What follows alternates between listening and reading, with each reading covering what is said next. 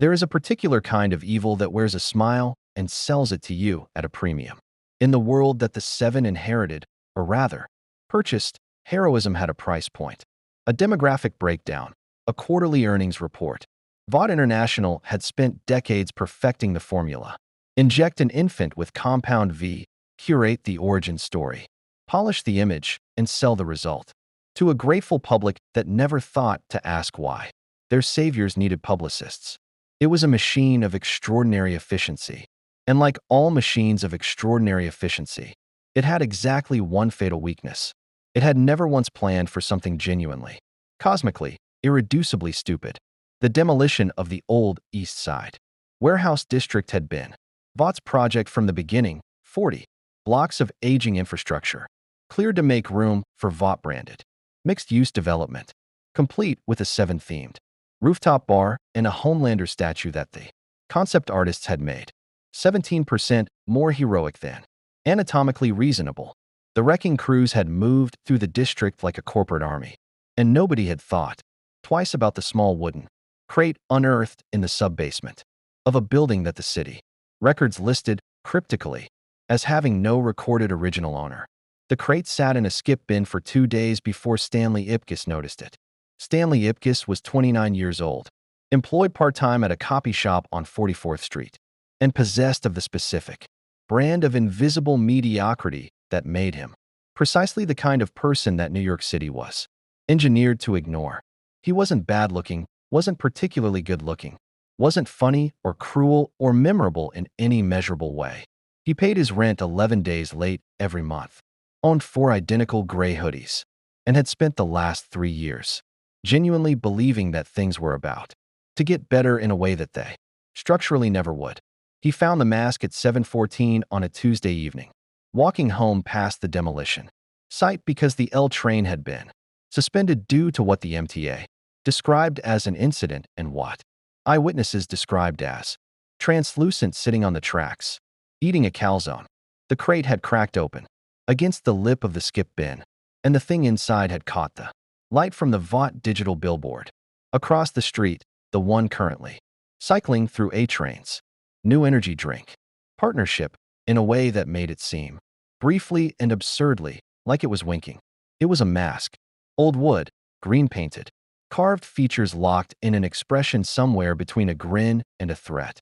It looked like something that belonged in a museum or a nightmare, or both. Stanley picked it up because that is the kind of man Stanley Ipkiss was, a man who picked things up. He put it on because that is the kind of night it was. What happened next would later be described by 14 eyewitnesses, 2 traffic cameras, and 1 extremely traumatized Vought media monitor as a significant public disturbance. What it actually was, though, no one in this universe yet had the conceptual vocabulary for it, was the arrival of something genuinely, foundationally other. The mask didn't just change Stanley's face. It reached into the locked basement of his psyche, the place where every indignity and suppressed desire and unspoken scream had been quietly composting for 29 years, and it opened the door. The transformation lit up 3 city blocks. There was a sound like a cartoon orchestra tuning up in a hurricane. Stanley's body stretched, compressed, and reassembled in about 4 seconds. And what stood on the sidewalk afterward was 6 feet of pure anarchic energy, wearing a zoot suit the color of a traffic accident. The jaw, if you could call it that, was approximately the size of a welcome mat. The teeth were the white of something that had never heard of consequence. The eyes were spinning yellow wheels of absolute, frictionless joy. The mask looked at its hands, flexed the fingers, cracked the knuckles with a sound like a fireworks display. Smokin', it said, to no one in particular, and to everyone simultaneously. The first thing it did was steal a hot dog from a cart, 30 feet away at a speed that the cart's owner would later describe to the police as he just wasn't there, and then he was, and then the hot dog was gone. The whole cart was gone. He brought the cart back 3 seconds later, but it was somehow now a taco cart. I don't know. I want to go home. The second thing it did was notice the Homelander billboard. The mask stared at it for a long moment. The billboard stared back, Homelander in full regalia, jaw set, American flag rippling behind him. The tagline reading VOUGHT, protecting the world you deserve. The mask tilted its enormous head. Then it produced a paintbrush from somewhere that didn't exist. And in approximately 8 seconds, the billboard had been revised. Homelander now sported a clown nose, a sash reading Miss Corporate America, and a thought bubble that said, "I have never eaten a vegetable." The tagline now read, "Vought, we bought the world you deserve." The mask stepped back, admired the work, and then vanished in a streak of green and yellow light, leaving behind a single playing card, the Joker, from a deck that hadn't existed 30 seconds ago, spinning slowly to the pavement. On the 34th floor of Vought Tower, in the department officially designated as Social Monitoring and Public Sentiment Analysis, an alert fired at 7:31 p.m. By 7:33, it had escalated to a supervisor. By 7:35, it had escalated past the supervisor, past the department head, past the VP of Crisis Communications, and landed, still warm, on Ashley Barrett's desk. Ashley stared at the security footage, at the billboard, at the playing cards spinning to the ground in a way that the camera had, inexplicably, captured in what appeared to be slow motion with a jazz soundtrack. She picked up her phone. "Get me Homelander's handler," she said. "And somebody find out if that thing on the billboard is a Compound V subject or just a..." She watched the footage again. The speed, the physics, the sheer, impractical cartoonishness of it. Or just a whatever that is. Whatever it was already 6 blocks away. Had already gotten into a dance-off with a confused breakdancer in Washington Square Park. Had already been filmed by 47 phones and posted to 12 platforms. And was already generating the kind of engagement numbers that Vought's most expensive PR campaigns had never once approached. The city had seen soups before. It had seen strength, and speed and fire and ice and corporate-approved violence in primary colors. It had never seen this. If you want to see more characters invade different universes, hit that subscribe button and drop the name of a character and the universe you'd want to see them in down in the comments below. Hope shines brightest in the darkest night. The footage hit 1 million views in 40 minutes.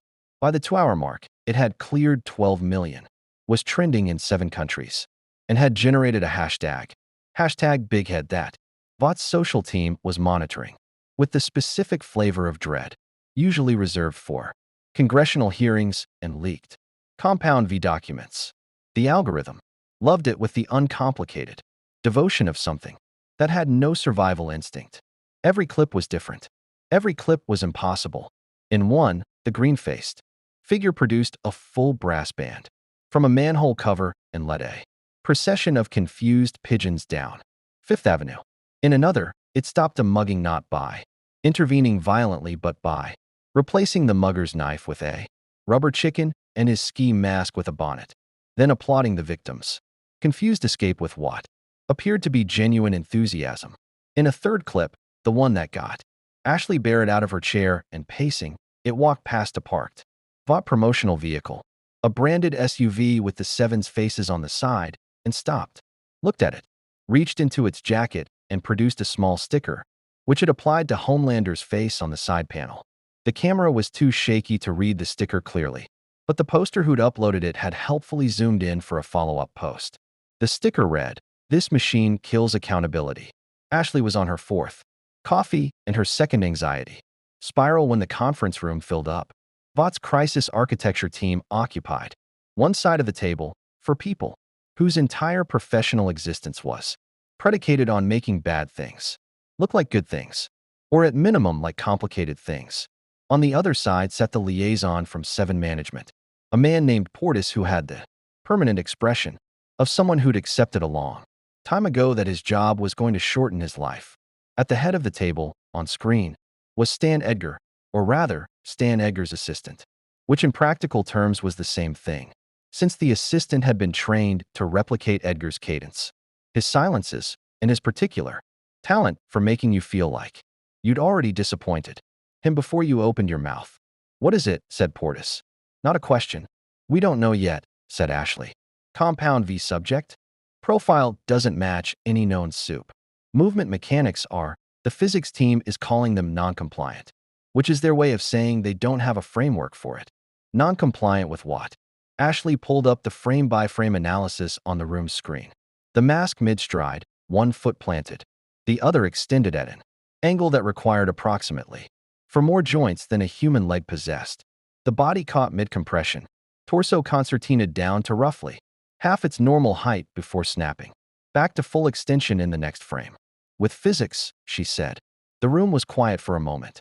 Homelander wants a briefing, said Portis. Homelander is going to want more than a briefing, said Ashley. Because she knew him.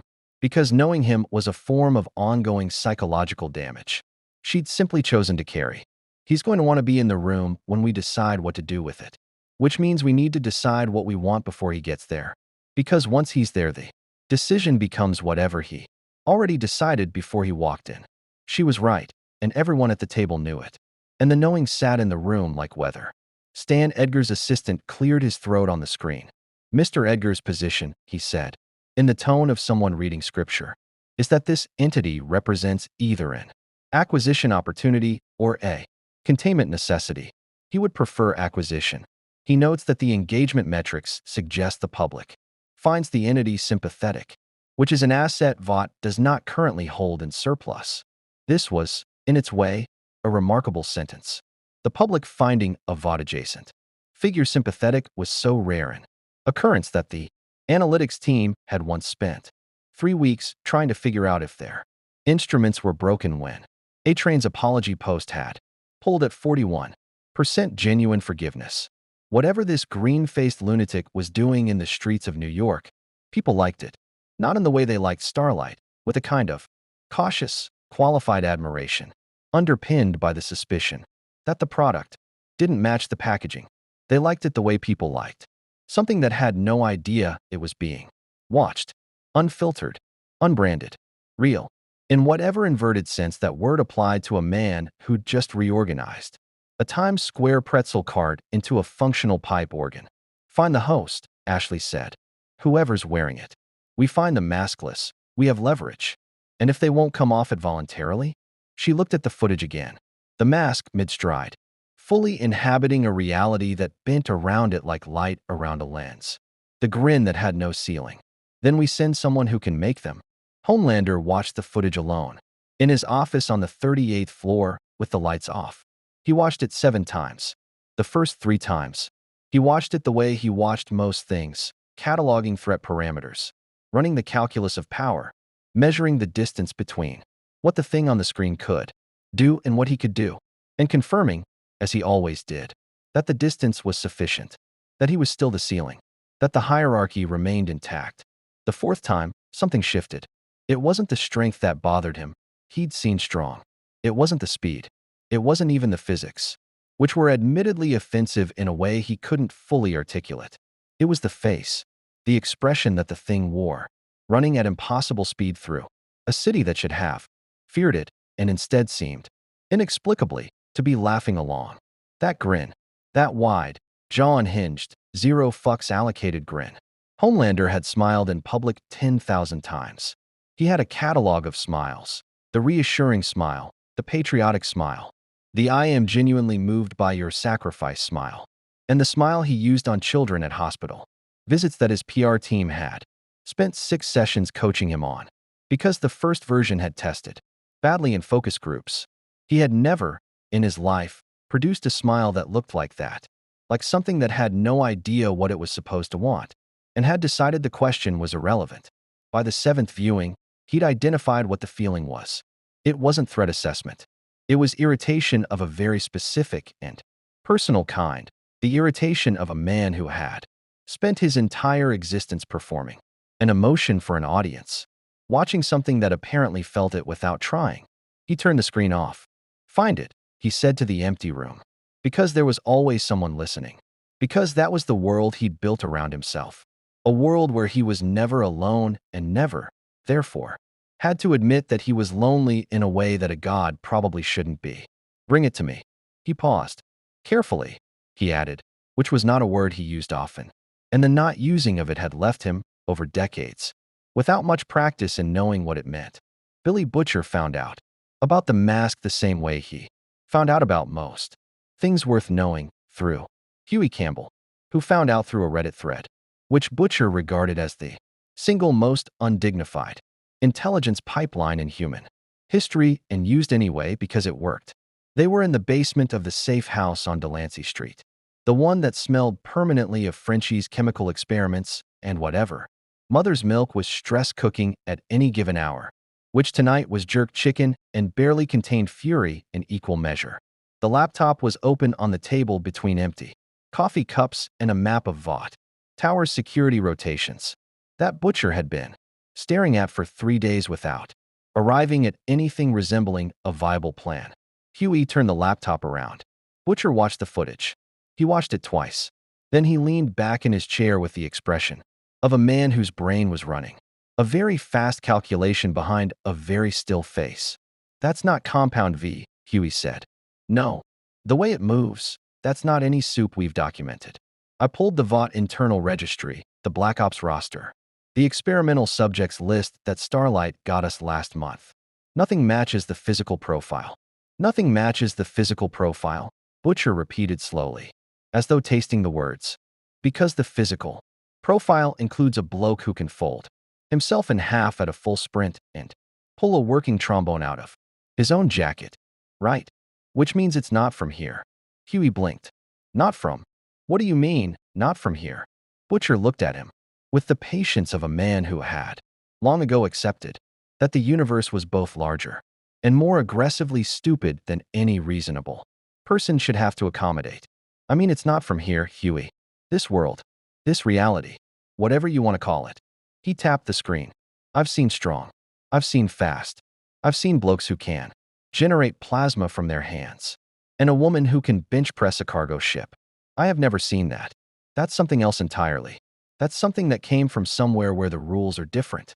That's insane. Of course it is. Doesn't make it wrong. Butcher closed the laptop. Question isn't what it is. Question is what it can do to Vought. The kitchen went quiet, except for the sound of Mother's milk spoon against the pot. Hadn't said anything since. Huey had first played the footage 20 minutes ago, which with Mother's milk meant he was either deeply calm or approaching the upper limit of his patience. And the two states were externally indistinguishable. It's not a weapon, said finally, without turning around. Everything's a weapon if you hold it right, Butcher said. I'm serious, Butcher. Turned. The spoon was still in his hand, and he was pointing it in a way that was somehow more authoritative than most people managed with actual weapons. You saw the footage. That thing has no agenda, no target, no ideology. It's running around New York, replacing knives with rubber chickens and painting clown noses on billboards. You point it at Vought, and it's just as likely to pants Homelander as it is to take him down. And then Homelander kills it and kills whoever was standing next to it. And we're back to square one except now we've also got a cartoon situation on our hands. A cartoon situation, Butcher said. You know what I mean. I do know what you mean. And I also know that Homelander has never, once in his life, encountered something he couldn't intimidate or destroy. And whatever that thing is, it is currently making the entire internet laugh at a Vought billboard at a volume that no amount of crisis PR is going to fully contain. Butcher stood up. I'm not saying we aim it. I'm saying we find the poor sod underneath the mask before Vought does. And we have a conversation about mutual interests. Finding Stanley Ipkiss took Frenchie approximately 4 hours, which was either a testament to his skills or a testament to the fact that Stanley had not made significant efforts at concealment, given that he had returned to his apartment, ordered delivery, and was currently watching television in the specific catatonic state of a man who had spent 3 hours as a chaos deity and was now experiencing the psychic equivalent of a hangover. The mask was on the kitchen table. Frenchie reported this with the careful neutrality of a man who had seen a great many things and was choosing not to have feelings about any of them until he was somewhere private. He's alone, Frenchie said through the earpiece. The mask is off. He looks normal, small, tired, scared, Butcher asked. A pause. Not scared enough, I think. That's the part that worries me.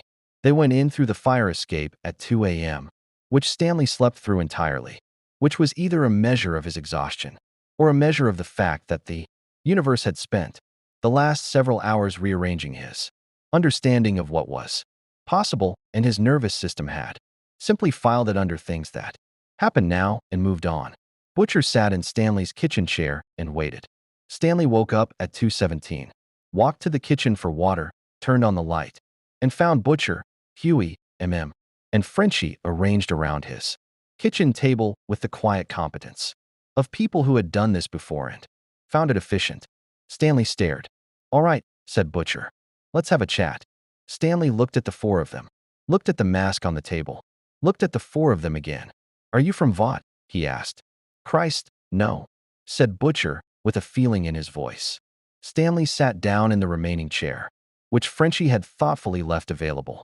He had the look of a man performing a rapid reassessment of his situation and arriving, reluctantly, at cautious cooperation as the least bad option.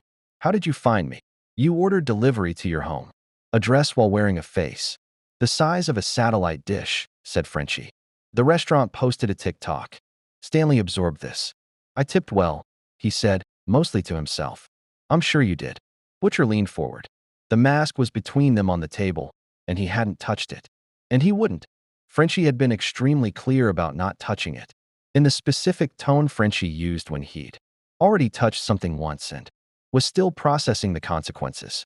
"Here's what I know about your situation. You found something you don't understand. You put it on because you're the kind of person who does that. And now there are approximately 400 Vought employees trying to find you, and one very large, very unstable man in a cape who has decided this is a personal matter." Stanley looked at the mask. "It's, when I wear it, I can't really. I mean, I remember it. But it's like remembering a dream. Like remembering something that happened to someone who was me, but with." The volume turned all the way up. "The volume turned up," Butcher said. "Everything I've ever wanted to do and never did because you don't, right? Because there are rules and consequences. And people are watching. And you're supposed to just..." He stopped, swallowed. "It doesn't have rules. Whatever it is, it doesn't have any rules." The room held that sentence for a moment. Mother's Milk looked at Butcher. Butcher looked at the mask. The mask sat on the table and did nothing, which was somehow more unsettling than the alternative. "Does it want to go back on?" Butcher asked quietly. Stanley didn't answer immediately, and in the silence before he did, every person in the room received, via some channel that bypassed language entirely, the answer that mattered. "Yeah," Stanley said softly. "Yeah, it really does." The seven had a hierarchy of humiliation, and everyone inside Vought understood it implicitly, even if no one was insane enough to write it down.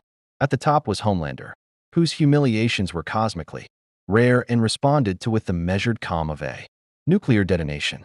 Below him were A-Train and Queen Maeve and Starlight, whose humiliations were managed, suppressed, and buried in the specific way that Vought buried things, not underground but in plain sight, rebranded as something else. And at the very bottom, occupying a position so structurally secure in its indignity that it had achieved a kind of permanence, was the Deep. Kevin Moskowitz had been sent on worse missions than this, technically. There had been the Sandusky situation. There had been the 3 weeks in Sandusky trying to fix the Sandusky situation. There had been the focus group in Tulsa where he'd been asked to rate his own likability on a scale of 1 to 10, and the moderator had said be honest, in a tone that suggested she already knew.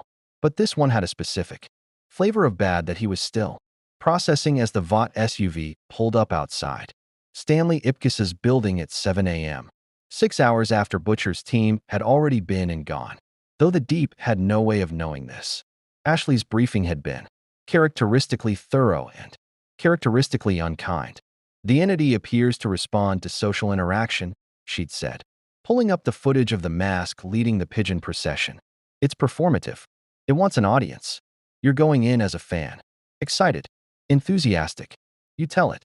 Vought wants to offer it a contract. Full 7 membership, the works. Full 7 membership," the Deep had repeated. "Obviously not real. Obviously. You're the appetizer, Kevin. You get it talking. You get it comfortable. You get a location fix. And then the extraction team takes over." A pause. "Don't touch the mask." "Why not?" Ashley had looked at him for a long moment. "Because the physics team said not to. And when the physics team says not to do something, we don't do it. They've never said not to do anything before. They don't have a framework for prohibition. The fact that they developed one specifically for this should tell you something." The Deep had nodded as though this made complete sense and had spent the entire car ride trying to figure out what it should have told him. The building super let him in. Vought credentials opened most doors in New York, a fact that Vought had spent considerable resources ensuring, and the Deep took the elevator to the fourth floor with the careful optimism of a man who had learned to preemptively lower his expectations to a depth where disappointment couldn't reach them. He knocked on 4C. The door opened immediately, which was the first wrong thing, because it suggested the occupant had been expecting someone, and the Deep was increasingly certain that someone was not him. The mask was on. The mask filled the doorframe in a way that made the doorframe seem like a suggestion rather than a structural feature. The grin was already deployed, full width, the kind of smile that a lesser universe would have required a building permit for. The yellow eyes found the Deep with the specific attention of something that had immediately, accurately, and completely assessed the situation and found it hilarious. Well, well, well, said the mask, in a voice that occupied several registers simultaneously. If IT isn't Vaught's least favorite fish story. The Deep straightened. Hi, I'm Kevin. The mask produced a name tag from nowhere and slapped it on the Deep's chest. It read, "Hello, my name is." The guy they sent because nobody important was available. Come in. Come in. I've been expecting someone exactly this disappointing. The apartment was not the apartment the Deep had been briefed on. It was still, technically, the same square footage, but somewhere between Ashley's satellite imagery, and right now it had acquired a welcome banner.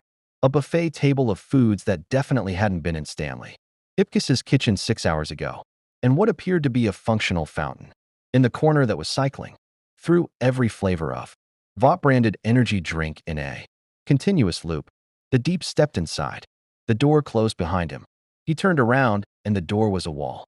He turned back, and the mask was already seated across from him in an armchair that had not existed when he'd come in. Legs crossed, fingers steepled, wearing reading glasses it definitely didn't need. So, said the mask, in a voice that had shifted registers entirely, now pitched at a precise parody of corporate warmth. You're here about the opportunity. Ah, yes. Vought would like to offer me a contract. The mask produced a document from its jacket. It was 40 pages long and appeared to have been written entirely in a font the Deep didn't recognize, with clause headings like Party of the first part, the entity, and Party of the second part. The organization that definitely isn't scared. I took the liberty of reviewing the standard 7-member agreement. I had notes. The Deep stared at the document. Where did you get? Section 4, Clause 7, the mask said, flipping to a page with the practiced ease of someone who had definitely read this before. Quote, the talent agrees not to publicly discuss, imply, or semiotically suggest any connection between Vought International and the manufacture, distribution, or administration of compound V. Unquote. The mask looked up over the reading glasses. See, I found that interesting. Mostly because of the word semiotically. That's a very specific word for an organization that has nothing to hide. That's standard legal language. Is it though? The register flipped back, the volume arriving like a physical object. The reading glasses vanished. The document vanished. The mask was suddenly standing, though the Deep hadn't seen it move, and its face was approximately 8 inches from his. Because I've been in this city for, let me check. It produced a watch that was also a small theatrical calendar, flipping through illustrated months at speed, 31 hours. And in 31 hours I have watched 2 separate A-Train fans get hit by A-Train, different incidents. Different boroughs. Kevin, that's a pattern. I have watched Homeland assign 14 autographs with the smile. He doesn't reach the eyes. I have watched a Vought PR van follow 3 different journalists for 6 blocks each. And I have read approximately 40 years of suppressed incident reports that were surprisingly easy to find once you stop being afraid of the people who hid them. The Deep's earpiece crackled. Ashley's voice, tight and controlled. Kevin, what's your status? The mask reached over, delicately, and removed the earpiece from the Deep's ear, held it up, looked at it. Then, with the focused precision of a surgeon, placed it gently inside the Vought energy drink fountain. Your status, the mask told him cheerfully, is complicated.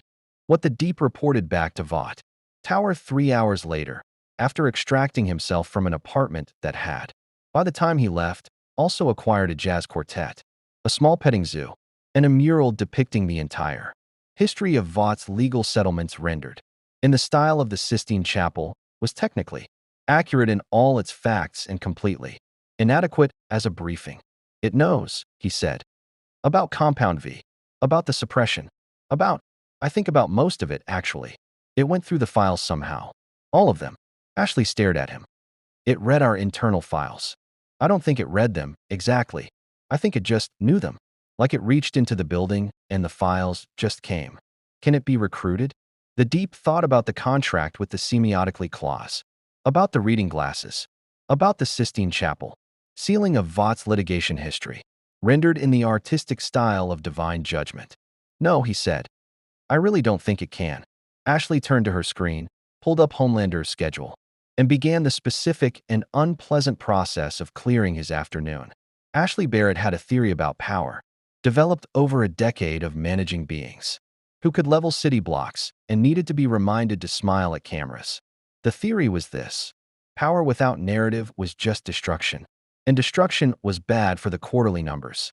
Every soup she had ever managed, every ego she had inflated, every scandal she had buried, every liability she had repackaged as a redemption arc, had ultimately been manageable because they wanted something that Vaught could provide. Homelander wanted to be loved. A-Train wanted to be fastest. Starlight wanted to believe. Even the genuinely dangerous ones. The ones who kept Ashley awake with a specific variety of professional insomnia. Wanted something that could be shaped into leverage. The Mask didn't want anything. This was, from a crisis management perspective, the most terrifying sentence Ashley had ever constructed. She'd spent the morning in the conference room with the full creative architecture team, the 6 people Vaught employed specifically to build narratives around things that resisted. Narratives, laying out the problem, with the methodical clarity she deployed when the alternative was screaming. The engagement numbers were extraordinary and getting worse, which in this context meant better, which was the kind of paradox that Vaught's entire existence was built on. 48 hours in, the #BigHead hashtag had cleared 200 million impressions. The revised Homelander billboard had been reproduced on merchandise. Vaught hadn't authorized, couldn't suppress, and was being sold faster than the cease and desist letters could be generated. 3 separate late-night monologues had incorporated the Mask footage. A poll on the Vaught Critical subreddit asking would you rather be saved by Homelander or Big Head had returned a result that Ashley had instructed her assistant to never repeat aloud in any Vaught building. We cannot own it through force, she said, at the head of the table. The Deep demonstrated that. We cannot own it through contract, because it doesn't want anything we can offer, and it apparently has access to everything. We'd prefer it didn't. She pulled up the Sistine Chapel mural photograph, which had already made the rounds internally. So we reframe. We don't recruit it. We position it. Position it how? Said the head of creative. As a threat. She let that sit. Right now the public narrative is that Big Head is a lovable anarchist. Quirky. Harmless. Internet's favorite weirdo. We flip that. We introduce the possibility of collateral damage, which is real, incidentally, given that the thing rewrites physics when it's bored, and we position Vaught's response as protective. We're not hunting it. We're managing a public safety situation. And Homelander, Ashley paused in the specific way she paused when a question had an honest answer and a useful answer, and neither was the same. Homelander is going to do what Homelander does, she said finally. Our job is to make sure that when he does it, the cameras are at the right angle. She dismissed the meeting at noon. At 12:07, Stan Edgar called. Not the assistant. Edgar himself. Which happened with the frequency of a solar eclipse and carried approximately the same ambient pressure. The mask itself, Edgar said, without preamble, without greeting. In the tone of a man who considered context a courtesy he'd stopped extending. What do we know about its origin? Our archaeology team is working with the acquisition. Manifest from the demolition site. The building on that lot has no recorded original owner, city. Records go back to 1887 and then stop. The crate it was found in predates the building. Predates by how much? That's the part they're having trouble with. The materials don't match any catalog period. The wood composition is, the lab report Used the word anomalous 4 times in 3 pages, which for a lab report is essentially screaming. A silence that had weight to it. It's not from here. That's the working hypothesis, which means it can't be synthesized or replicated through compound V. No. Another silence. When Edgar spoke again, his voice had the quality of a man closing a door. Then the host is the asset, not the mask. Find a way to separate them permanently and put the mask somewhere it cannot be found again. The host we evaluate for usefulness. If they're not useful, a pause so brief it almost wasn't there. Handle it. Ashley wrote 3 words on the notepad in front of her. Handle it. Underline them once. Then she closed the notepad and put it in her bag. Because some things weren't meant for the conference room's recording system. Understood, she said.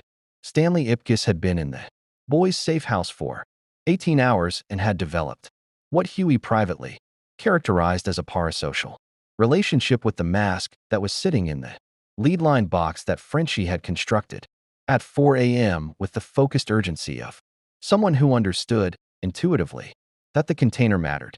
Stanley kept looking at the box. Not desperately. Not the way an addict looked at a locked cabinet. More the way a person looked at something that had shown them a version of themselves they hadn't known existed and couldn't quite decide if that version was better or worse than the one they'd been living with for 29 years. Butcher watched him look at it and said nothing, because Butcher was good at nothing when nothing was the right tool. It was Mother's Milk who sat down across from Stanley with 2 cups of coffee and the straightforward decency that was his particular and underappreciated gift. Tell me about before, said. Before you found it. Stanley wrapped both hands around the coffee cup. There's not much to tell. Copy shop. Bad subway commute. I was, when you're waiting for your life to start. And you realize you've been waiting so long that the waiting is your life. Yeah, said I know that. It's not like I was miserable. I just was. Nothing was happening. Nothing was going to happen.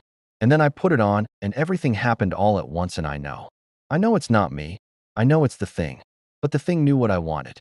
It reached in and found every door I'd never opened and just. He made an explosive gesture with both hands. Kicked them all in simultaneously. And now, Stanley looked at the box. Now I know the doors are there. Looked at the box too. Then at Butcher, who was leaning against the far wall with his arms crossed and the expression he wore when he was building something in his head that he wasn't ready to show anyone yet. You're thinking about using it, said to Butcher. I'm thinking about options, Butcher said. Those are the same thing. Not yet they're not. Frenchie appeared from the back room with his laptop open, moving with the quick, particular energy that meant he'd found something and it had surprised him, which with Frenchie meant it was either extraordinary or catastrophic. The 2 states in his experience being reliably adjacent. The mask, he said. I've been running the origin trace Ashley's team opened. Yes. I'm in their system. We don't need to discuss how. And the archaeology report is flagged highest level. But someone else accessed that flag 30 minutes ago. Someone outside Vaught's internal network. Butcher uncrossed his arms. Who? Frenchie turned the laptop around. The access signature was clean and sparse, routed through 7 proxies that had been stripped back like layers of an onion. And at the center of it was a single identifier. That meant nothing to most people in the room and meant quite a lot to Butcher. The CIA's Unusual Assets Division, a department that was not, officially, supposed to exist. A department that Butcher knew about, because he'd once spent 4 days in their custody, arguing about jurisdiction, and had walked out with the strong impression that their definition of unusual had no practical ceiling. Someone else is coming for it, Butcher said. Someone else is already here, Frenchie corrected, and turned the laptop back around to show the geolocation on the access ping. 4 blocks away. Stanley looked at the box one more time. The box sat in the middle of the table and radiated the specific silence of something that had no idea it was being discussed, or didn't care, or both. Put it somewhere smaller, Butcher said to Frenchie, and get the car. Homelander arrived at Stanley Ipkiss's apartment building at 2 p.m. on a Wednesday, which was, from a purely logistical standpoint, an error. Wednesday at 2 p.m. in that neighborhood meant school pickup traffic, a farmer's market on the adjacent block, and 3 separate news crews who had been staking out the building since the #BigHead footage had gone viral and had nothing better to do than point cameras at anything that moved. Homelander knew this. He'd been told this. Ashley had sent 3 separate messages about optics and approach vectors, and the phrase please. Use the service entrance had appeared in 2 of them with escalating punctuation. He landed on the front steps. The cameras swung to him with the trained reflex of people who'd been waiting for something to happen and were pathologically grateful that something finally had. He gave them the smile, the public one, the real one, the one that had tested at 91% favorable in the last Vought quarterly survey, and walked into the building without breaking stride. Because this was officially a public safety response, and he was officially ensuring civilian protection, and the framing was Ashley's, and he was wearing it the way he wore everything Ashley gave him, which was with the surface compliance of a man who had decided the costume was useful and the patience of a man who had decided almost nothing else was. The apartment was empty. He stood in the center of it for a moment. The welcome banner was still there. The Sistine Chapel mural covered the entire north wall. Vought's 40 years of suppressed litigation rendered in lapis and gold leaf with an attention to anatomical detail that suggested the painter, if painter was the right word for something that had apparently completed the work in under 2 hours, had genuine artistic investment in the project. Homelander looked at his own face in the mural, depicted in the upper right corner in the specific visual register of a figure being judged rather than celebrated, and felt the irritation from the previous night return with compound interest. The mask was gone. He stood very still, extended his hearing outward in the specific way he'd learned to do over decades, filtering through the city's noise and layers, traffic, conversation, television, the ambient biological percussion of 8 million people existing simultaneously, looking for the frequency of whatever the mask was. He'd done this successfully with every soup he'd ever hunted. Every frequency had a signature. Every power had a sound. The mask had no frequency, no signature, no sound that didn't belong to something else. It was like trying to hear a punchline from inside the joke. He picked up the Vought energy drink fountain, still running, still cycling through flavors, and threw it through the window with the controlled precision of a man demonstrating restraint. It fell 4 stories and landed on the farmer's market with a crash that sent 12 cameras swinging back to the building and gave Ashley's crisis team their next 40 minutes of work. His earpiece crackled. "That was very helpful. Thank you," said Ashley. "The mask is gone. The host is gone. We know. The CIA's unusual assets division accessed our archaeology report 40 minutes ago. They may have the host." Homelander processed this. The CIA's involvement was an irritation of a different register, not the personal, identity adjacent irritation of the billboard and the mural and the grin that had no ceiling, but the structural irritation of a jurisdiction problem. Vought and the government had arrangements. Those arrangements had boundaries. The CIA moving on a Vought-adjacent asset without prior consultation was the kind of boundary violation that required a conversation, and the conversation required going through channels. And going through channels meant Stan Edgar, and Stan Edgar meant sitting in a room while someone spoke to him, in the tone of a disappointed parent, and he smiled and agreed, and then went home and put his fist through something private. "I'll handle the CIA," he said.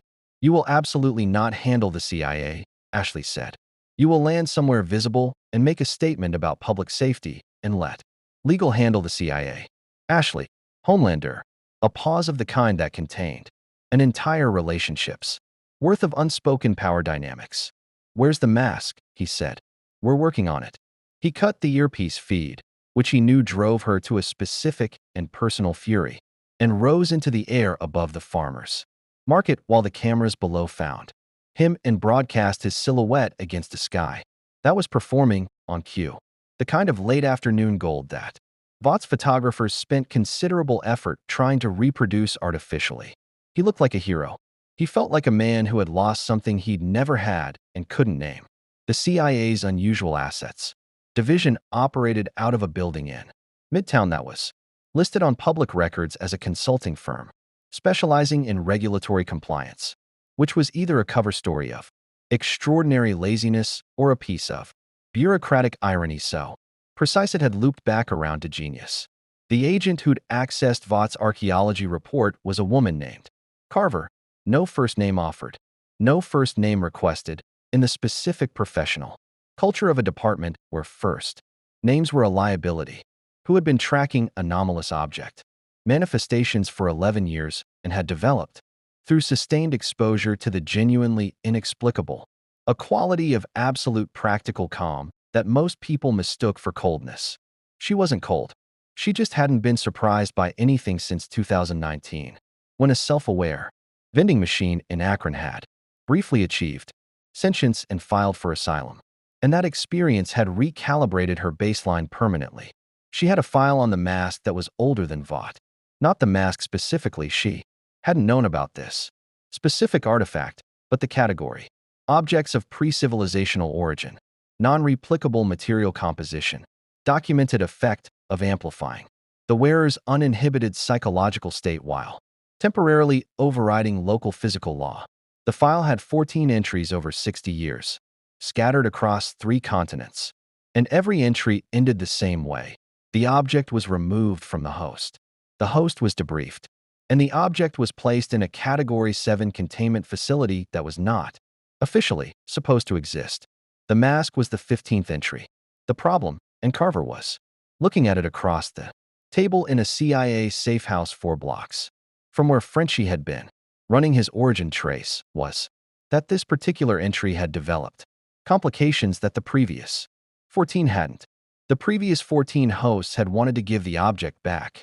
Stanley Ipkiss was sitting across from her, with his hands wrapped around a government-issue coffee cup, looking at the lead line box that her team had transferred from Frenchie's custody approximately 40 minutes ago in the specific chaos of a handoff that had involved 2 vans. A brief jurisdictional argument between Butcher and Carver that had been won, narrowly and technically, by Carver, and a moment where Butcher had looked at her with the expression of a man filing information away for future use that she had found both professionally concerning and, briefly, humanly interesting. "We're not Vought," Carver said, for the 3rd time. "I know," Stanley said. "We're not going to offer you a contract or a brand deal or a position on a team. I know. We're going to take the mask and put it somewhere it can't be found. And you're going to go back to your life." Stanley looked at the box. The box sat on the table between them and radiated the specific silence. It always radiated the silence of something. That was not waiting because waiting implied uncertainty about the outcome. "What if I don't want to go back to my life?" Stanley said quietly. Carver looked at him with the eyes of someone who had heard this before, in different voices, in different rooms, across 11 years and 14 entries. "That's the mask talking," she said. "Is it?" He looked up. "Because I've been thinking about that. About where it ends and I begin. And I'm not sure the line is as clean as everyone keeps telling me it is." He paused. "When I was wearing it, I wasn't afraid of anything. Not because it made me brave. Because it knew I didn't have to be. It took everything I've ever wanted to do and say, and just did it. And now I'm sitting here, and Vought is looking for me, and the CIA has my whatever it is, my artifact, and for the first time in my life something is actually happening, and you want me to go back to the copy shop." Carver was quiet for a moment. "Yes," she said. "That's exactly what I want." The lead line box on the table between them made no sound. But the latch, Carver noticed with the calm attention of a woman who had stopped being surprised in 2019, was no longer fully closed. The latch wasn't the only thing that had changed. Carver noticed it at 4:47 p.m., the quality of the air in the room. A shift so subtle that her conscious mind filed it under building ventilation for approximately 30 seconds before her unconscious mind, 11 years more experienced and considerably less charitable, overruled the classification. The air in the room had developed a faint smell. Not chemical, not biological. Something closer to the specific ozone and anticipation quality of a theater 3 seconds before the house lights dropped. She reached for the box. The latch was warm. "Get him out," she said to the agent by the door, with the precise urgency of someone who had learned that the gap between noticing something wrong and something wrong happening was reliably shorter than it felt. The agent moved toward Stanley. Stanley stood up, and the box opened. Not dramatically, Not explosively. The lid simply rose, with the unhurried confidence of something that had decided the container was a courtesy. It had extended long enough. The mask sat inside the foam padding, and the lead lining and the 6 layers of material that Carver's team had sourced specifically because they disrupted every known energy frequency, and it looked exactly the same as it had looked going in, which was like a piece of old wood that had no reason to be doing what it was doing. It was also, unmistakably, closer to Stanley than it had been when Carver had last checked. "Don't," Carver said. Stanley looked at her, at the box, at the mask, at her again. "I wasn't going to," he said. "Your hand is moving." Stanley looked at his hand. His hand was, in fact, moving, not with the deliberate intention of a man reaching for something, but with the slow, tide-like inevitability of a man whose center of gravity had shifted toward a fixed point and whose body was following the physics of that shift without consulting his conscious preferences. He pulled it back. The effort was visible and genuine and cost him something. "It gets stronger," he said, "the longer I'm away from it." Carver closed the box, kept her hand on it. "How long have you been away from it?" "Since Butcher's people picked me up." "So," he checked the clock on the wall. "About 22 hours. And before that, how long were you wearing it continuously?" 3 hours the first time. Then I took it off because I needed to sleep. Then another 4 hours the next morning. 7 hours total in 48 hours. Carver did the math against the file in her head. Entry 6, 1987. A postal worker in Lyon who'd worn the object, a different object, same category, for 11 hours over 3 days before the pull became non-negotiable. Entry 11, 2003. A schoolteacher in Osaka, 9 hours over 2 days. The correlation was consistent and the conclusion was unpleasant. "We have a limited window," she said to the agent by the door. "For what?" Stanley asked. "For this being a choice." Stanley absorbed this. He had the particular expression of a man receiving information he'd already suspected and had been hoping someone would contradict. "And after the window?" Carver didn't answer, which was its own answer. She picked up the box, transferred it to the secondary containment bag her team had prepped, 3 layers. Magnetic seal, the kind of redundancy that the previous 14 entries had not required because the previous 14 hosts hadn't been in a universe where the object's pull appeared to be accelerating, and handed it to the agent. "Take it to the vehicle. I'll be 2 minutes." The agent left. The door closed. Carver sat down across from Stanley, in the chair she'd vacated, and looked at him with the direct attention of someone who had decided that honesty was the only remaining efficient option. "Here is what I can offer you," she said. "Full debriefing. Witness protection tier relocation, new identity. Stipend for 18 months while you establish. Vault won't find you. The mask goes into containment and you go back to being a person." "A nobody," Stanley said. "A person," Carver said, with a firmness that was not unkind. "There's a difference, even if it doesn't feel like it right now." Stanley looked at his hands, at the table where the box had been. "What happens to the mask in containment?" "It's secured, studied, kept from being used. By anyone." "By anyone." He was quiet for a long moment. "That seems like a waste." Before Carver could respond, the window on the north wall ceased to exist. It wasn't an explosion. Explosions had a before and an after, a pressure event, a sequence of physical cause and physical effect. What happened to the north wall of the CIA safe house was more immediate than that. The bricks were there, and then they weren't. Replaced by open air and the late afternoon Manhattan skyline and Homelander, hovering 3 feet outside the building, with his arms crossed and the expression he wore when he decided that doors were a concept that applied to other people. He looked at Carver, at Stanley, at the empty table where the box had been. "Where is it?" he said. Carver stood up with the unhurried calm of a woman who had been through worse and kept records of all of it. "You've just committed a federal offense," she said. "Several, actually. Destruction of federal property, unlawful entry. I'm aware of what I've committed." His voice had the quality it got when he was performing patience over something. That wasn't patience. "The mask is Vought property by right of acquisition from the demolition site, which Vought owns. You accessed our internal files without authorization and removed an asset from a Vought adjacent civilian. I'm recovering the asset." He looked at Stanley. "You come with me." Stanley stood very still. You don't have to, Carver said. He does, actually, Homelander said. And the laser vision was not deployed, but the possibility of it was present. In the room in the way that very large structural threats were present, not through action but through the sheer implication of capability. The walls of the room seemed briefly aware of what he could do to them. Stanley looked at Carver. Carver looked at Stanley. The calculation in her eyes was the calculation of a woman running options against outcomes in real time and arriving with professional unhappiness at the conclusion that the options had narrowed. Then Homelander's earpiece fired with a sound that was audible across the room. Ashley's voice, stripped of its usual managed cadence, carrying the specific raw urgency of someone delivering information that could not be softened. It's out. The mask is out of the containment bag. The wall on the south side of the room dissolved. Not destroyed, not blasted or broken.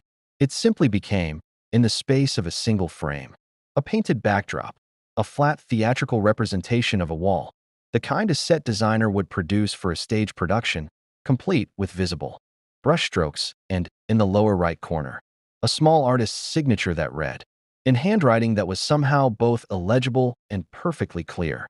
Big Head was here.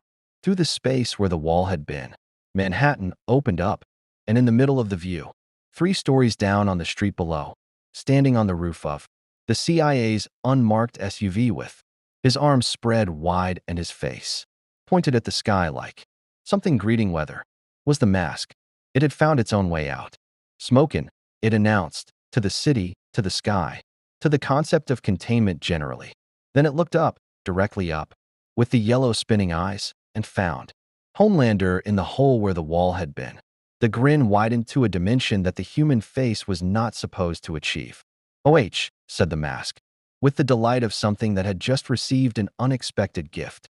"Oh, this is gonna be good." Homelander stared down at it, for the first time in a very long time, in a way that he would never have admitted to anyone, including himself. Something in the back of his mind produced a sensation that was adjacent to uncertainty. He pushed through it. He always pushed through it. He dropped. What happened next was witnessed by 41 phones, 2 news helicopters that had been following Homelander's flight path, and 1 very tired hot dog vendor who had already had a complicated week and would later tell his therapist that the part that really stayed with him wasn't the fighting. It was the music, a full orchestral score that appeared to be playing from no identifiable source, rising in perfect comedic synchronization with every impact, every dodge, every moment of absolute physical impossibility. The first strike was Homelander's, a direct right hand thrown with the casual, practiced certainty of someone whose punches had ended buildings. It connected with nothing. The mask was no longer where it had been, relocated to a position 6 feet to the left with a sound like a cartoon slide whistle. And Homelander's fist continued through empty air and hit the SUV below with a force that folded the vehicle's front end into abstract sculpture. The mask looked at the SUV, at Homelander, back at the SUV. It produced a small rosette ribbon from nowhere and applied it to the crumpled hood. First place, origami. Homelander hit it again. And again it wasn't there, this time above him. Somehow, perched on a fire escape that was 4 stories up, eating a hot dog that had also not existed 30 seconds ago. "You're very fast," the mask called down, in the tone of a sports commentator offering objective analysis. "Have you considered using that speed to run away?" "No?" "Okay. Your choice. Just checking." The laser vision fired. The beams hit the mask dead center and refracted. Not deflected, not absorbed. Refracted, splitting into a spectrum of colors that painted the surrounding buildings in a brief, involuntary light show before dispersing harmlessly into the sky. The mask looked down at its chest, where the beams had hit, and found a small scorch mark the size of a quarter. It examined the scorch mark. It produced a Band-Aid from its jacket and applied it with clinical precision. Homelander landed on the fire escape. The fire escape held his weight, with the structural confidence of something that had not been briefed on what it was supposed to do under these circumstances. They were face to face, the laser eyes and the spinning yellow ones.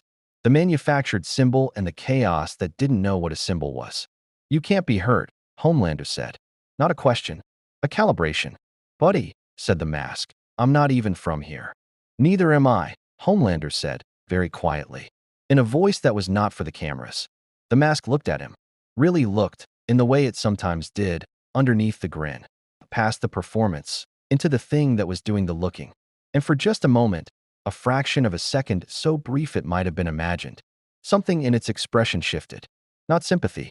The mask didn't do sympathy in any form that Homelander would have recognized, but something adjacent to recognition. It was gone immediately, replaced by the grin at full width. And the mask was off the fire escape, and into the street again in a streak of green and yellow and orchestral brass. And Homelander was alone on the fire. Escape with the cameras below, and the sky above, and the specific, nauseating feeling of a man who had just been seen by something that had no agenda for the seeing. The news helicopters circled. Down on the street, the mask was already gone. Vought's Compound V Research Division occupied 3 sub-basement floors of a facility in New Jersey that did not appear on any publicly available map and was listed in the state's commercial registry as a pharmaceutical cold storage unit, which was technically accurate in the way that describing the ocean as damp was technically accurate. The division had produced, over 30 years of operation, 112 distinct Compound V formulations, ranging from the standard infant administration cocktail that created the 7-2 experimental variants that had been tested, documented, and in most cases quietly discontinued when the results had proven either insufficient or catastrophically excessive. Formulation V113 had been discontinued in 2019 after a test subject had developed the ability to rewrite their own molecular structure and had used this ability in their first conscious moment of awareness to become a perfect sphere and roll through 4 walls before the containment team had managed to intervene. The research notes describe the formulation as directionally promising but motivationally unpredictable, which was the division's way of saying, "We have no idea what it wants to do, and we cannot make it want to do something else." Dr. Elaine Park had led the V113 project. She was currently leading Formulation V119, which Vought's internal documentation described as a bonding agent designed to create permanent psychic integration between a host, subject, and an external object of anomalous origin, and which Park herself, in the private shorthand of her own research notes, described as the leash. The problem with the leash was that it required a willing host.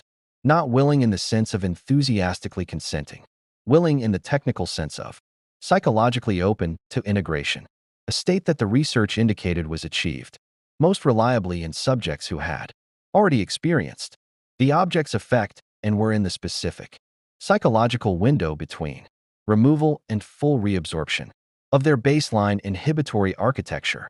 The window was narrow. The window, based on Carver's timeline estimates relayed through the Vought mole in the CIA's Unusual Assets Division, was closing. Park had the formulation ready at 9 p.m. Soldier Boy arrived at the facility at 9:15. Benjamin, as no one called him anymore except in documents that his legal team had spent years trying to seal, had been in cryo for 40 years and had emerged with the specific temporal disorientation of a man who had missed 4 decades of context and was catching up in real time, which gave him a quality that people sometimes mistook for adaptability and was actually closer to the absence of accumulated surprise. He'd seen the mask footage the way he'd seen most things since his return, with the flat assessment of a man running a threat calibration that had been factory set in 1980 and hadn't been updated since, which meant it was occasionally wrong in ways that were dangerous and occasionally right in ways that were useful. He sat across from Park in the facility's briefing room and watched the footage once. "It can't be hurt," he said. "Not by conventional means. Our analysis of the Homelander confrontation suggests the object's physics operate on a different substrate than standard material reality. Impact forces, energy weapons, biological damage, none of it registers in a standard way. So how does V119 help? V119 doesn't hurt it. V119 bonds a host to it, creates a psychic integration that makes the host the dominant cognitive architecture. The mask's power runs through the host's psychology. Right now, it's running through an uninhibited version of Stanley Ipkiss, which means it's running on chaos. V119 puts a specific psychology in the driver's seat, a psychology we've designed. Soldier Boy looked at her. You want to put the mask on someone you've built. We want to put the mask on someone whose uninhibited state is useful, predictable, directable. Park slid a folder across the table. The candidate profile is already selected. Former military. Psychological assessment indicates primary uninhibited drives are aggression, patriotism, and mission completion. The mask running through that psychology becomes a weapon rather than a weather event. Soldier Boy opened the folder. Read it. Closed it. This is a suicide mission for the candidate. The integration is permanent. The candidate doesn't die. They just become. The mask, he said. Park was quiet for a moment. They become part of the mask. Their consciousness remains, but the mask is the primary architecture. They'd retain memory, identity, emotional continuity. They'd just also be unlimited. Unlimited and owned by Vought. Unlimited and directed by Vought. There's a difference. Soldier Boy sat with that sentence. For the specific amount of time. It took a man who had spent 40 years in cryo. Because Vought had decided he was a liability to decide how much he trusted the organization that had put him there. Then he stood up and picked up the folder. I'll bring you Ipkiss, he said. The mask comes with him. What you do with the candidate after that is your business. He walked out. Park watched him go with the expression of a woman who had just made an arrangement she was not certain was stable and was already designing the contingency for when it wasn't. Butcher found out about V119 at 11 p.m. through Starlight, who found out through an encrypted channel that she maintained with Huey that Ashley Barrett had been trying to locate for 8 months and hadn't, because Huey had set it up and Huey was beneath the anxiety and the overwhelm, quietly very good at the things that mattered. Starlight's message was 3 sentences. They're building a leash for the mask. Permanent host integration. They have a candidate and they're moving tonight. Butcher read it twice. Then he read it a 3rd time in the specific way he read things when the information was bad and he was deciding how bad exactly and whether the badness opened a door or closed one. It opened one. Vought's making a controlled version, he said to the room. Mothers. Milk looked up from the table where he'd been reviewing the CIA jurisdiction notes. A controlled version of what? Of the mask. Or something that wears it. Something that has all of it. Butcher gestured at the footage still open on Frenchie's laptop. The mask refracting Homelander's laser vision into a light show. But points where they tell it to point. The room was quiet. That's worse than Homelander, Huey said. Obviously, it's worse than Homelander. Huey, thank you for that contribution. I mean strategically. Homelander has limits. We know his limits. We've mapped his limits. Something that runs on cartoon physics with Vought's ideology baked into the uninhibited state. That's not a soup. That's a weapon, said MM. I was going to say disaster, Huey said. Same thing, said Butcher. He stood up and went to the corner of the room, where Stanley had been sitting in his specific state of controlled proximity to the lead line box, which Carver's team had not, in the chaos of the safe house wall dissolving, managed to retain custody of. The box was back with Frenchie. The mask was in the box. Stanley was next to the box, with the precise positioning of a man who was not touching something and was very aware that he was not touching it. Butcher sat down next to him. Tell me something, Butcher said. When you're wearing it, does it know things? Stanley thought about this with the genuine consideration of someone who'd spent 48 hours trying to parse the same question. It doesn't know things exactly. It's more like, it takes what I know and removes the filter. Everything I've noticed without realizing I noticed it just comes out. The Vought files, the suppressed reports. The thing with A-Train, I knew about some of that already. Peripherally, from the news and the internet. The mask just took away the part of me that was afraid to say it out loud. And if someone else wore it, someone with different knowledge. Different. Butcher paused on the word. Uninhibited state. Stanley looked at him. It would be whatever they were underneath. Whatever they'd locked away. He paused. If what's underneath is ugly, it'd be very ugly, Butcher said. Yes. Butcher looked at the box. Vought's building a host. Soldier Boy's picking you up tonight unless we move. Stanley absorbed this. The box sat between them. The latch was, Butcher noticed, warm again. I have to put it back on, Stanley said. Not a question.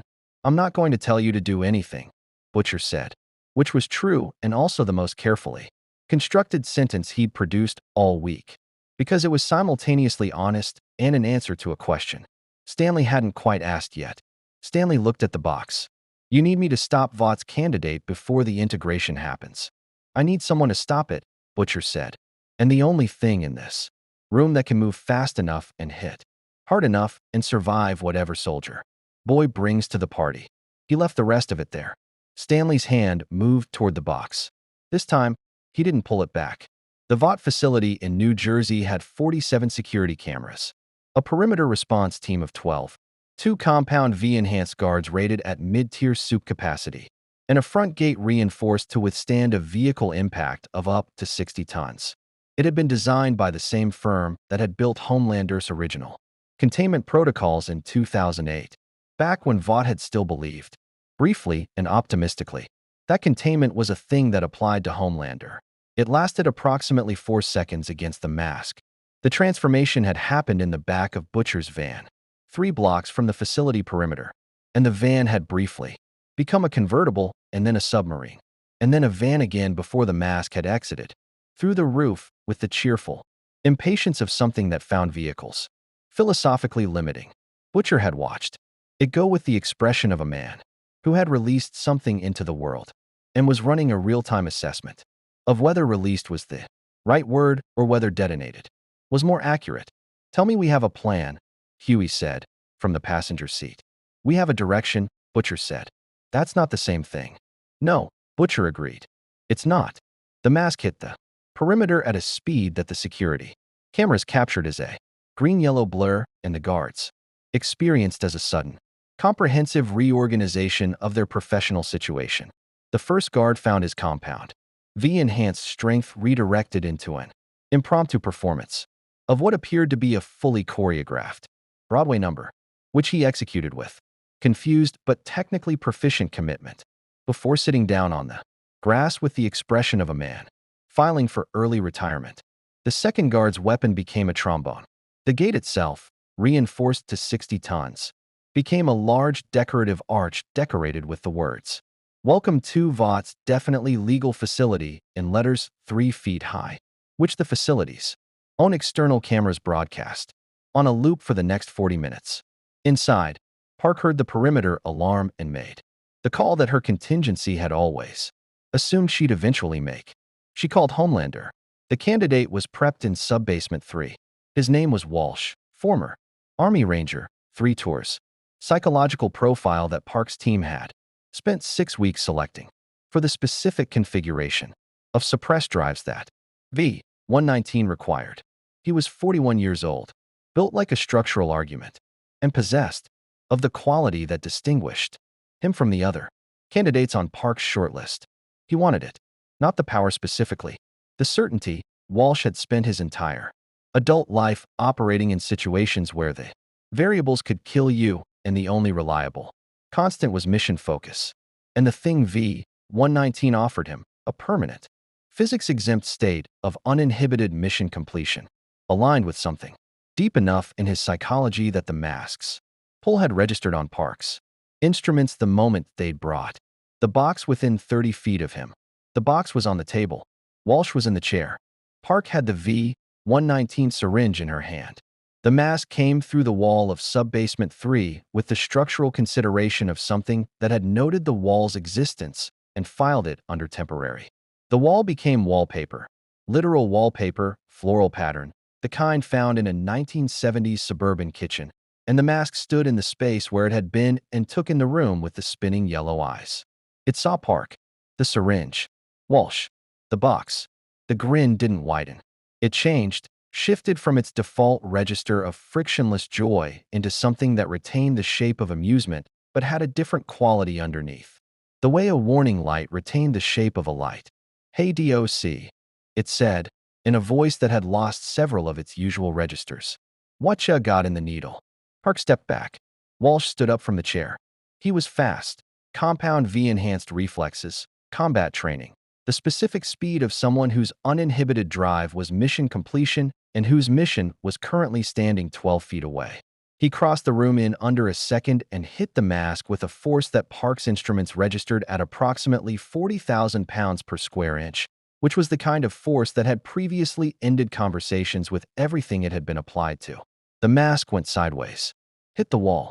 The wall became a trampoline. The mask bounced back. "Okay," it said, with the tone of someone updating their assessment. "You're fast." Walsh hit it again. Again, the wall became something that returned rather than absorbed, and the mask came back with the compounding velocity of the rebound added to its own. It caught Walsh's third swing by the wrist, not with force, not with leverage, but with the specific physics-exempt precision of something that had decided to stop being a target and become a variable, and redirected it with a quarter turn that sent Walsh into the equipment rack along the east wall. The rack became a xylophone on impact. Walsh looked at it, hit a note by accident. The note rang through the room with the clarity of something that was committing fully to the bit regardless of context. Park moved for the door. "The syringe," the mask said, without raising its voice, which was somehow more arresting than shouting. It was looking at her. The yellow eyes were fully present, fully focused, in a way that the eyes didn't always manage when the chaos was running high. "Put it down." Park stopped. "I know what it does," the mask said. "Permanent integration. Designed host. Vought's ideology baked into the uninhibited state." It tilted its enormous head. "You build that, and you don't have a me. You have a Homelander who can't be hurt and can't be reasoned with and runs on mission parameters set by people who think handle it is a complete sentence." The head tilted further. "I've read the files, Doc. I've read all the files. You've built a lot of things in this basement. You want to know how many of them were? Actually, for the reasons you told yourself they were." Park's hand was shaking. The syringe was still in it. Walsh recovered from the xylophone rack and came back, slower this time. Recalibrating. The combat intelligence doing what it did when the first approach had failed. He came in low, changed angle, used the room's geometry, with the practiced efficiency of someone who'd trained in close quarters. For 2 decades, the mask let him get close. Not because it couldn't avoid him, because it wanted him to see something. It reached into its jacket, the jacket that contained everything and nothing, the pocket that operated on different math than the rest of physical reality, and produced a folder. Walsh's psychological assessment. The one Parks team had spent 6 weeks preparing. It held it up between them, Walsh's hands on the mask's lapels, their faces a foot apart. "This is you," the mask said, in a register that had dropped to something almost conversational. "This is who they picked. Not because you're strong, because what's underneath, when the filter comes off, points where they tell it to point."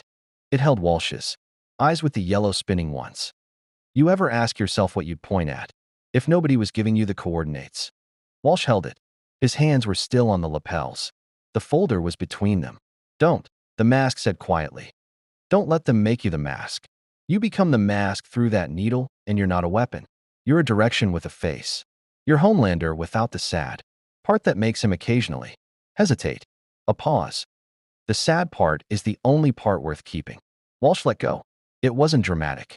He just opened his hands and stepped back and looked at the folder and then at Park and then at the syringe and something in his face, the mission completion architecture, the 41 years of suppressed variables made a calculation that Park had not designed for and arrived at an output she hadn't anticipated. He took the syringe from her hand, put it on the floor, and stepped on it. The V-119 compound spread across the sub-basement floor in a thin, iridescent film, and Park looked at it with the expression of 6 weeks of work becoming a stain. And Walsh looked at the mask, and the mask looked back. "Good call," it said. Soldier Boy arrived at Sub-Basement 3 at the moment that Butcher, Huey, and Mother's Milk arrived at the facility's main entrance, the decorative arch, still broadcasting welcome to Vought's definitely legal facility. And the timing had the quality of a convergence that nobody had planned, and everybody should have anticipated. Soldier Boy looked at the arch, at the broadcast text, at the 3 of them. "Where is it?" he said. "Sub-basement," said Butcher. "You're helping it." "I'm helping the situation not get worse," Butcher said. "Which is the closest thing I do to helping." Soldier Boy looked at him for a long moment with the flat assessment of a man whose threat calibration was factory set in 1980. "Vought sent me to bring it in." Vought sent you to clean up a mess they made, Butcher said. Same as they always have. Same as they did in '84. He let that land. He watched it land. He watched it land in the specific place in Soldier Boy's face where the 1980 factory settings had a crack in them that 40 years of cryo hadn't sealed. You want to keep doing that, be my guest. But the mask is going back to its host, and the host is walking out of this building. And if Vought has a problem with that, they can take it up with the 47 lawyers who are going to be very interested in what's in Sub-Basement 3. Soldier Boy was quiet. Frenchie sent the facility files to 6 separate outlets 20 minutes ago. Huey said, set to publish in 2 hours unless he cancels the send. More quiet. The arch is a nice touch, said. Because he was and sometimes the moment needed an honest observation. Soldier Boy looked at the arch. Back at Butcher. Made the calculation that his 1980 factory settings made, and then, in the specific crack that 40 years hadn't sealed, made a different one. He stepped aside. Butcher walked through the arch. The mask came off at 2 a.m. on the roof of the Vought facility, under a sky that New Jersey only produced when it was trying to compensate for being New Jersey, clear and cold and genuinely stars. The kind of sky that city light usually erased, and that felt, tonight, like something had briefly turned the volume down on the interference. Stanley took it off himself. Not because the pull had stopped. The pull hadn't stopped. It was still there. The tide-like inevitability of it. The weight of every door the mask had kicked open, still hanging in the air of his psychology like rooms he'd walked through and couldn't unwalk through. He took it off because he'd decided to, and the deciding had cost him something real. And the cost was visible in his face in the specific way that genuine choices were. Visible, not dramatic, not cinematic. Just the quiet evidence of a man who had weighed 2 versions of himself and picked the one that was harder. He held it in both hands. Butcher stood across from him. Behind Butcher, Huey and and Frenchie were arrayed with the loose informality of people who had been through something and hadn't yet decided how to categorize it. The facility below them was quiet in the aftermath way, not peaceful, not resolved, but emptied of its immediate noise. The way a room went quiet after a loud thing stopped. What happens to it? Stanley said. Butcher looked at the mask. Carver's people get it, he said. Containment. Somewhere it can't be found. You trust her? I trust her more than I trust Vought, which is the highest endorsement I'm able to give anyone in this city. Stanley turned the mask over in his hands. The carved features were still in their expression, that grin, that width, that quality of something that had no idea what it was supposed to want and had decided the question was irrelevant. In the cold roof air, under the stars, it looked older than it had in the apartment, or the CIA safe house, or Sub-Basement 3. It looked like something that had been moving through the world for a very long time, wearing different faces, opening different doors, and returning, always returning, to the waiting that wasn't waiting because the outcome was already decided. It'll get out again, Stanley said. Wherever they put it, it always gets out. Probably, Butcher said. And whoever finds it next will be whoever finds it next, Butcher said. We can't fix that. We fixed tonight. Stanley nodded slowly. He held the mask out. Butcher took it, held it at arm's length, with the careful grip of a man who had been very clearly told not to touch it and was touching it as briefly as physics allowed before, transferring it to the containment bag that Frenchie had materialized from somewhere with the practiced efficiency of someone who'd been holding it ready for the last 20 minutes. The bag sealed. The mask was inside it. The roof was quiet. Stanley looked at his hands, empty now and aware of being empty in the way that hands were, aware of things that had been removed from them. What do I do? He said, not rhetorically, genuinely. It was Mother's Milk who answered, because had a gift for the sentence that the moment actually needed rather than the sentence that sounded like an answer. You go somewhere Vaught's not looking, he said. You stay small for a while. And then, he paused. You figure out which doors you opened were yours. Stanley looked at him. What if none of them were mine? Then you open new ones, said. Takes longer. Worth more. Stanley was quiet for a moment. Then he laughed. Not the laugh of something genuinely amused, but the laugh of a man who had just received information from a stranger that he'd needed to hear for approximately 29 years and had no elegant way to receive it. Okay, he said. Okay. Frenchie canceled the document release at 3:47 a.m., 12 minutes before publication, which was either a negotiated outcome or an act of mercy, depending on who you asked. And the people you could ask about it were very few, and none of them were talking. Vought's PR team published a statement at 6 a.m., describing the New Jersey incident as a controlled test of emergency response protocols that had performed within expected parameters, which was the kind of sentence that worked on people who hadn't seen the decorative arch. The arch had been removed by Vought's facilities team at 4 a.m., but the footage had been clipped and posted by Frenchie at 3:52, 8 minutes before the removal, and by 6 a.m. it had 3 million views in a comment section that read like a referendum on the concept of corporate heroism. Ashley Barrett arrived at Vought Tower at 7 a.m., having slept for 90 minutes, and having spent the other 4 hours of the night composing and deleting a message to Stan Edgar that she never sent.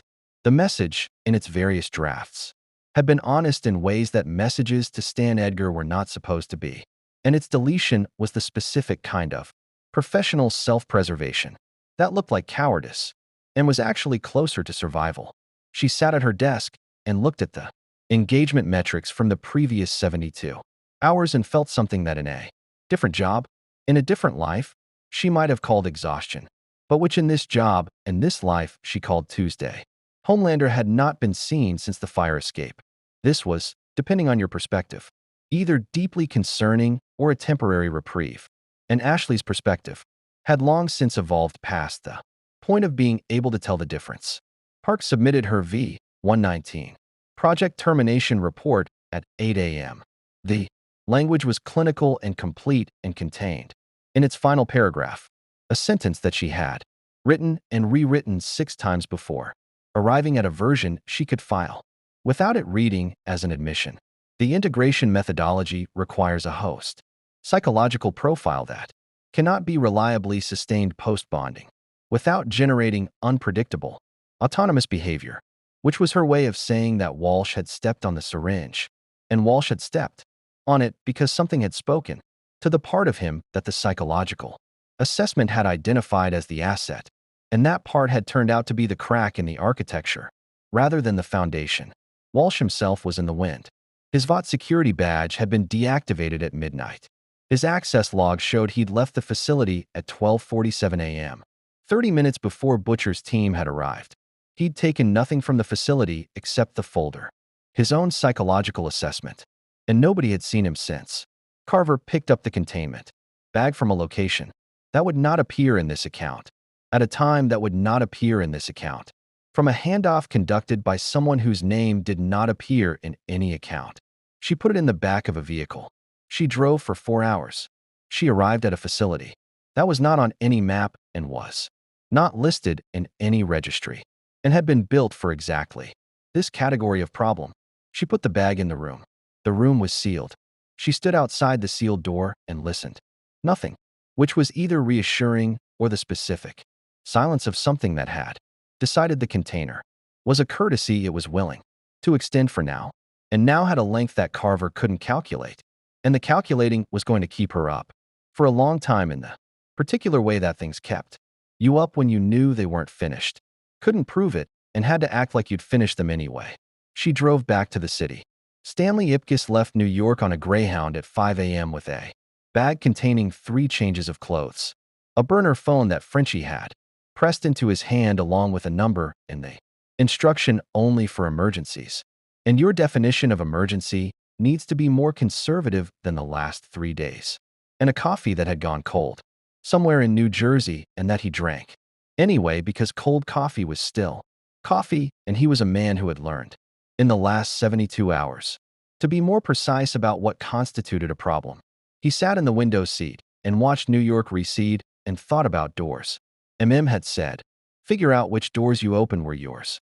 He'd been turning it over since the roof, running it against everything the mask had kicked open, the fearlessness, the clarity, the total absence of the low-grade static of self-consciousness that had been running in the background of his life since approximately the 7th grade. Which of that was him? Which was the artifact? Was there a line? And if there was a line, Was it a line he could find? Again, without the wooden face and the cartoon physics and the jaw that had no ceiling? He didn't know. He thought he might spend a while finding out. The bus moved through the pre-dawn dark of the Jersey Turnpike, and Stanley watched his own reflection in the window. His actual face, his actual jaw, his actual expression, which was the expression of a man who had been, briefly, unlimited, and was now sitting on a Greyhound with cold coffee and a burner phone and the strange, specific lightness of someone who had put something down. He looked ordinary. He didn't feel ordinary. That was something. That was, he thought, maybe enough to work with. In Vought Tower, on the 38th floor, Homelander stood at his window in the dark and watched the city below in the specific way he watched it when he was not performing the watching. No cameras, no approved posture, no curated expression, just the city in the dark and the height. He thought about the fire escape, about the yellow spinning eyes that had looked at him, really looked, underneath the grin, past the performance, and seen something that no focus group had ever named and no PR strategy had ever addressed, and that he carried around in the locked basement of himself in the specific way that a man carried something he'd been told didn't exist. The mask was gone. The host was gone.